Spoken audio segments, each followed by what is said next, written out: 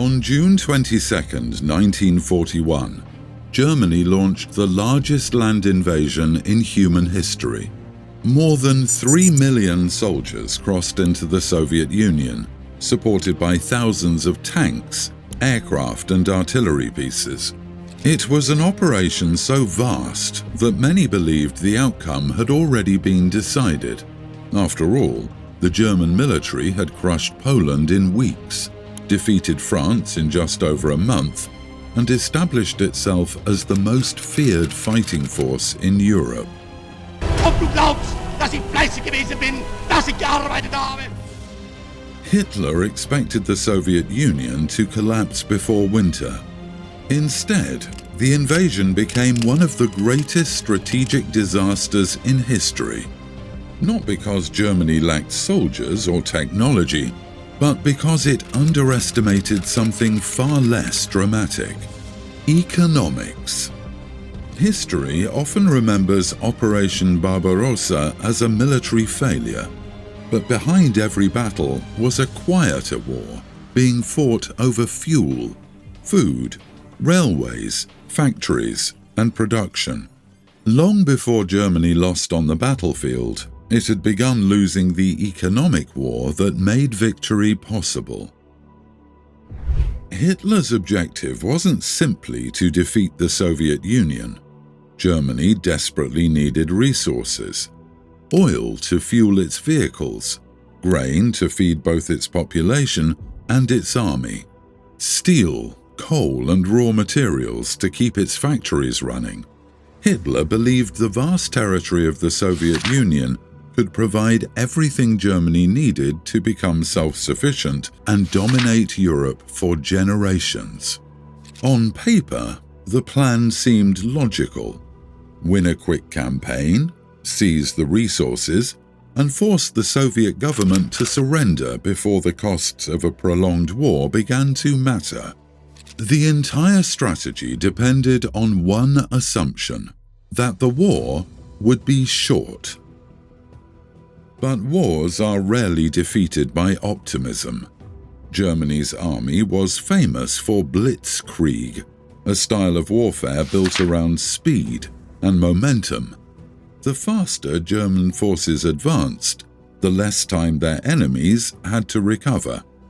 The problem was that the Soviet Union wasn't France. It wasn't Poland. It was the largest country on Earth. Every kilometer east created another logistical problem. Fuel had to travel farther. Food took longer to arrive. Vehicles broke down more often. Ammunition became harder to deliver. Conquering territory was only half the challenge. Supplying an army across the territory was something else entirely. There's another misconception about the German military that often appears in films and documentaries. We picture endless columns of tanks rolling across Europe, creating the image of a fully mechanized army.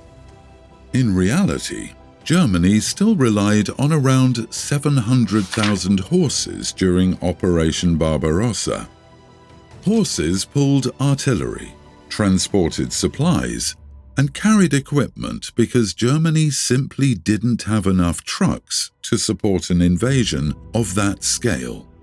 That meant the most advanced military campaign of its time was still heavily dependent on 19th century transportation. And against the enormous distances of the Soviet Union, that dependence became painfully obvious. Then there were the railways.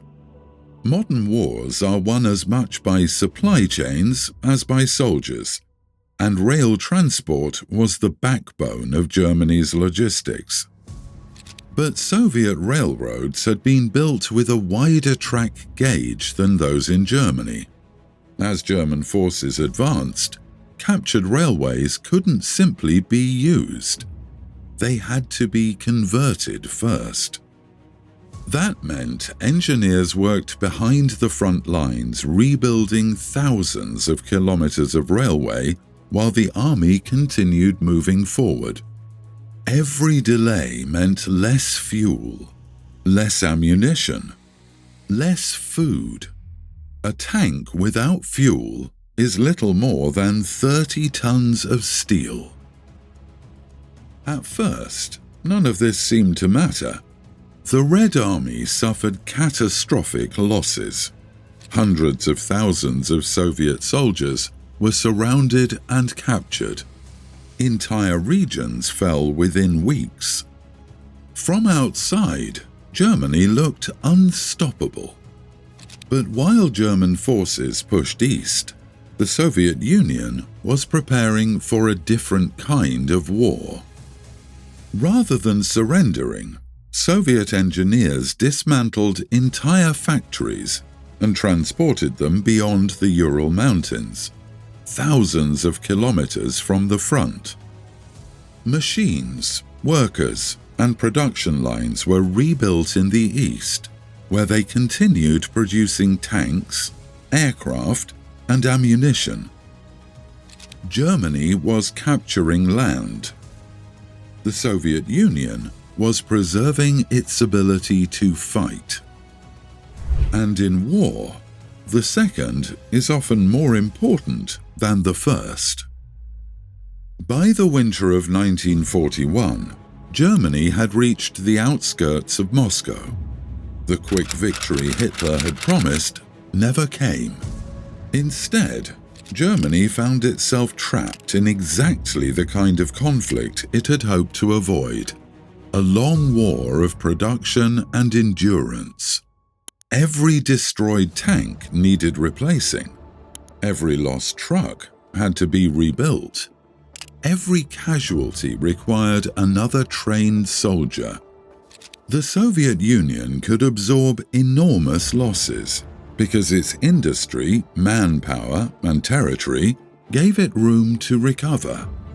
Germany had no such advantage. The longer the war continued, the more the balance shifted. Not because Germany suddenly became weaker, but because it was running out of the capacity to sustain itself. Many people still believe Germany lost because of the Russian winter. The winter certainly made everything worse. Engines froze. Weapons jammed. Thousands of soldiers suffered from frostbite. But winter didn't create Germany's problems. It exposed them. An army with secure supply lines can survive freezing temperatures. An army already struggling with fuel, transport, and logistics cannot.